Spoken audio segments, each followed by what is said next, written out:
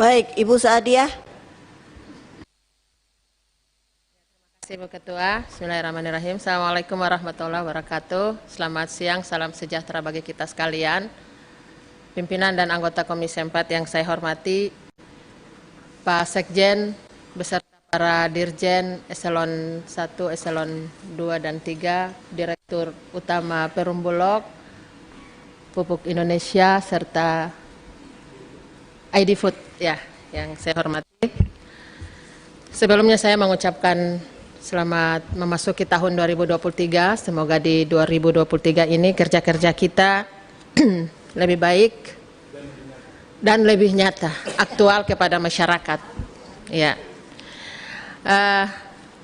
Kalau dari paparan yang disampaikan, sebenarnya mengawalinya ini sebenarnya momentum untuk mengevaluasi secara keseluruhan. Ya. Kalau dari paparan yang disampaikan oleh Pak Menteri, sebenarnya kalau saya pribadi ya, mengukurnya itu dari anggaran pagu APBN untuk Kementerian Pertanian, terrealisasinya 95% ya. Dan hampir semua target-target memenuhi. Artinya ini berdasarkan paparan yang disampaikan kepada kami, begitu. Berarti secara kuantitatif kami mengukur dari sisi kuantitatifnya boleh berhasil lah, begitu. Nah, tinggal bagaimana kemudian kita mengukurnya dari sisi kualitatifnya, gitu. Dan untuk mengukur dari sisi kualitatif, memang yang harus kita bandingkan adalah seberapa besar tingkat kemakmuran petani, yang diukur juga dari salah satunya adalah nilai tukar petani, tetapi lebih dari itu juga adalah seberapa besar kesejahteraan petani dan berapa besar gejolak yang terjadi pada sektor pertanian kita. Itu yang penting. Nah, saya sengaja memandang kalau dari Kementerian Pertanian ini beberapa dirjen ya, kalau dari Dirjen Tanaman Pangan, kemudian juga hortikultura, lalu perkebunan, kemudian juga peternakan, kalau mau kita bedah dan kuliti, ya sebenarnya ini momentumnya, gitu. Kenapa? Karena di awal tahun ini kita akan mengevaluasi perjalanan tahun kemarin untuk mendesain rencana-rencana strategis kita untuk program di tahun 2023. Jangan sampai kemudian ada istilah, ya mohon maaf, di hampir semua kementerian itu programnya rutinitas saja, copy paste tahun-tahun kemarin, kemudian juga diulangi lagi di tahun-tahun yang akan datang tanpa mengevaluasi secara menyeluruh. Nah, sehingga misalnya timbul meskipun dananya turun, produktivitasnya tetap naik. Nah, patut ada pertanyaan mengapa, gitu.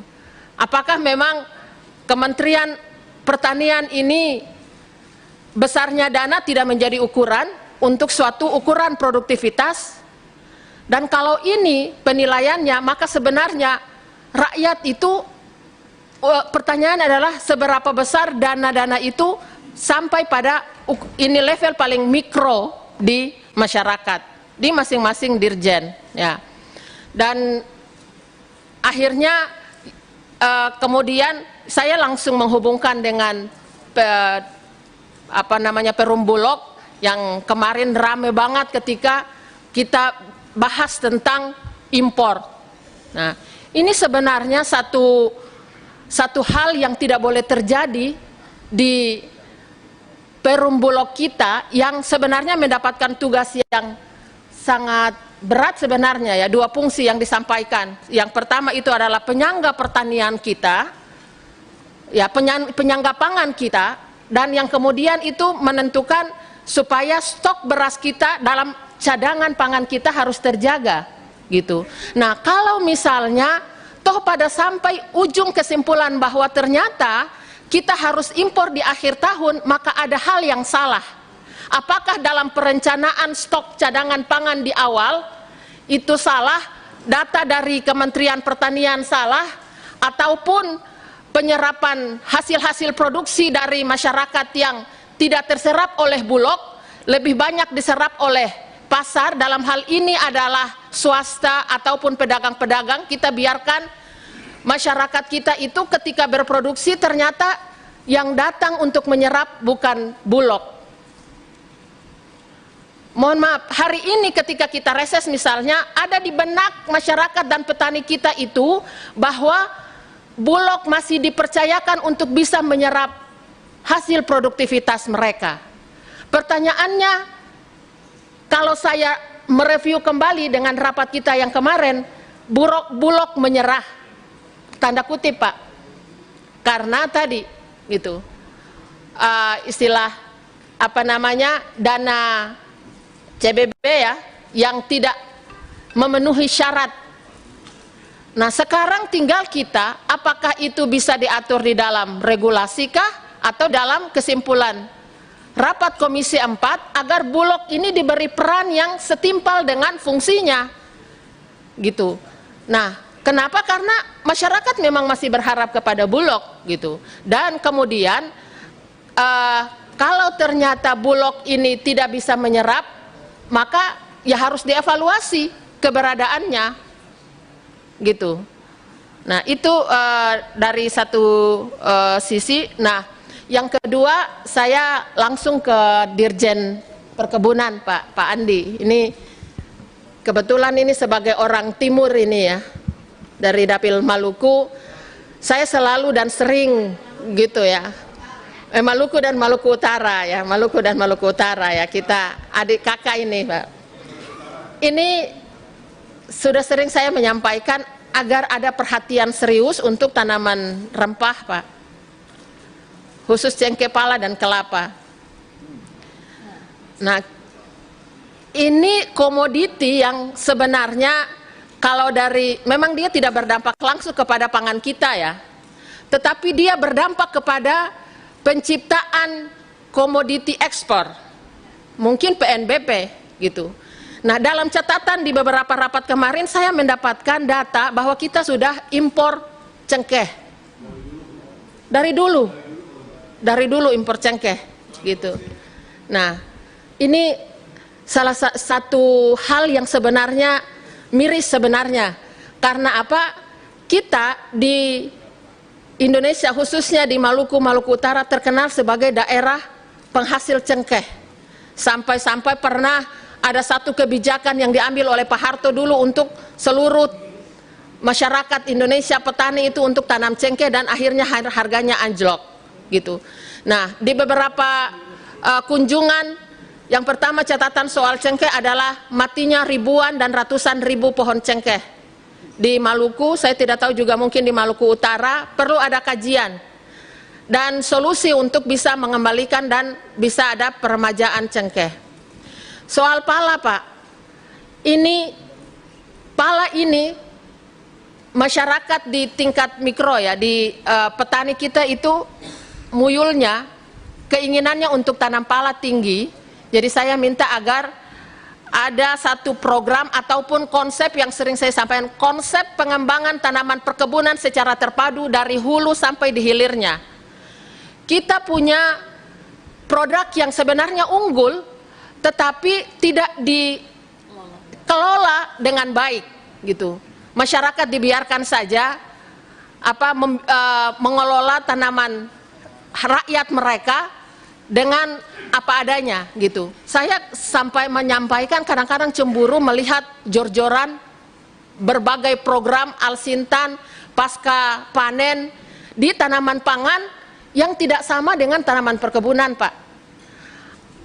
Ya ada program yang bisa mensupport petani-petani kita di sektor perkebunan ini agar produktivitas mereka, kemakmuran dan kesejahteraan mereka itu bisa dinaikkan gitu. Dari waktu ke waktu harus ada perbaikan gitu. Mereka memberi harapan Pak Sekjen kepada kami untuk terus menyuarakan ini Pak. Infrastruktur jalan produksi dan jalan usaha tani Pak Dirjen PSP. Nah di tanaman pangan ada jalan usaha tani tanaman pangan 100 juta. Kami minta di tanaman perkebunan juga ada jalan produksi untuk sektor perkebunan gitu. Karena hampir setiap reses kunjungan kami ke desa-desa yang punya sektor komoditi pala, cengkeh, kelapa ini, mereka kesulitan untuk mengakses. Ibu masih lama? Ini terakhir Bu Ketua. Oke, baik, Ya. saya tunggu. Ya. Kemudian juga alat pasca produksi, Pak. Ini pasca produksi yang saya sudah kirim videonya ke Pak Ali, Pak Dirjen, PSP, seperti yang di Pulau Banda, Pak. Saya minta ada, mungkin di tahun 2023 ada alokasinya untuk Maluku Utara, Maluku dan daerah lain yang membutuhkan, karena dari evaluasi ekspor kita itu selalu ada keluhan soal bakteri, apa sih namanya? Alpha-toksin. Nah, salah satunya kurangnya perhatian kita terhadap kebersihan dan juga terhadap sarana prasarana alat pasca produksi kita. Jangan sampai kita kalah dengan negara kecil, Granada, yang hari ini pakai namanya pala yang hasilkan dari mereka tetap nama pala Banda, karena mereka ambil dari Banda, tapi jadi negara paling besar ekspor ke daerah yang lain. Ya, itu saja dari saya, Bu Ketua. Terima kasih. Assalamualaikum warahmatullahi wabarakatuh. Waalaikumsalam. Pak Dirjen Bun masih ada dari Bu Saadilah tadi, pala dan cengkeh. Oh ya, mungkin tentang pala. mohon di Maluku Utara. Program prioritas kita memang Bu Sadia saat ini adalah bagaimana membangun logistik perkebunan kita untuk pendirian nursery. Kami melihat hasil kajian yang dilakukan oleh teman-teman di Direktorat Jenderal Perkebunan, saat ini memang tanaman kita dalam 3 tahun ke depan memang dalam kondisi rusak, dan hampir 30-40% itu memang sudah menuju tidak produktif, sehingga harus kita melakukan peremajaan dan ini yang program yang kita bangun, arahan dari Komisi 4, kita akan membangun 34 unit nursery di berbagai lokasi nanti, Bu. Nah, nanti itu yang akan melihat kondisi lokasinya seperti apa. Nanti kalau misalnya di Maluku tentu akan banyak kita mendirikan nursery terkait dengan rempah dan kelapa, pala. Mungkin itu, Bu.